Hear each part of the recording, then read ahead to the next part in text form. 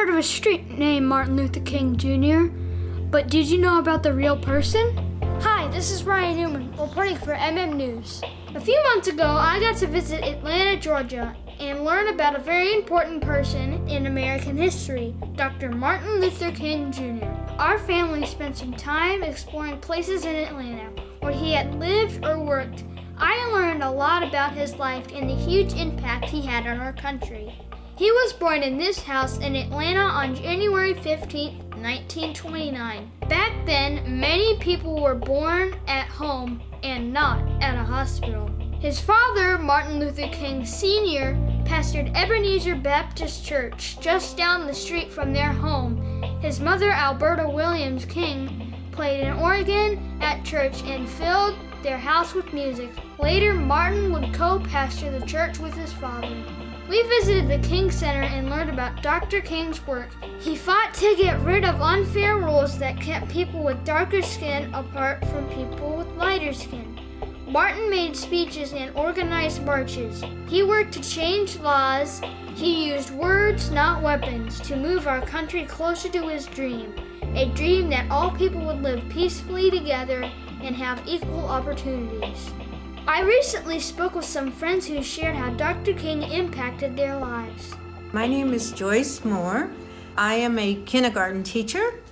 I have been teaching for 41 years. I am the senior pastor at First Baptist Church in Pittsburgh, California. A day does not pass without marinating on the message of Dr. Martin Luther King. That is the truth for me. I was born in Birmingham, Alabama. Dr. King affected my life in a positive way. As a child, I grew up there where when you went to public buildings, you had to use the bathrooms or faucets that were labeled colored. The few times that I rode on a bus, we always had to sit in the back of the bus. There were usually maybe only 4 or 5 seats in the back of the bus. The rest were in the front. So even if the bus was not filled up, you still could only sit in the back of the bus. If it was full, you would have to stand in the back of the bus. So the way that the movement with Dr. King and others changed my life is they stood up and they said, this is not okay. This is not the way to treat people. We're all created equal. Dr. King was about what is right, not who is right, but what is right.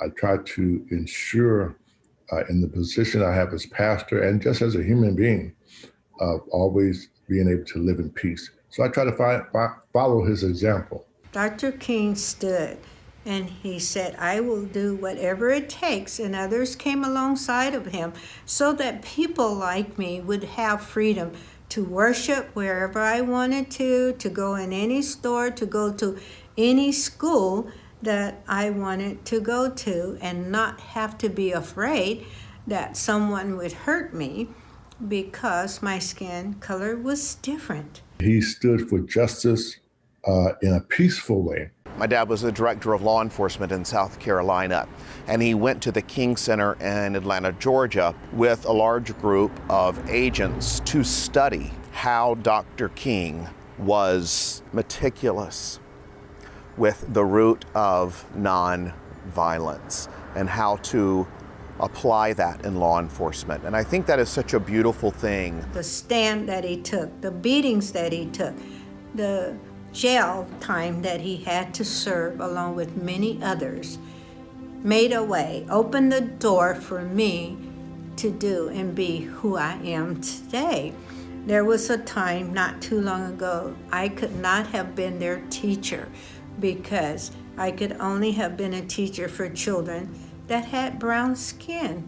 I think about his words of love. That's what I'm learning from Martin Luther King, to treat everybody not necessarily equal, but fair. And fair means that you have to actually embrace someone to find out who are you? Who are they? What are their hurts? What are their successes? What do they celebrate? So in order for you to really meet the needs of an individual, You got to enter into a relationship with him. I think of what this world would be if we had Martin Luther King today. He was so young when he died, but his message to me is timeless. To love my students that are all different colors, to have friends and neighbors that look different from me, but we can still be friends and have a wonderful life together as a result of the sacrifices that Dr. King and many others like him made. Dr. Martin Luther King Jr.'s dream lives on today, for peace between us, justice for all, and that we would all love and care for each other.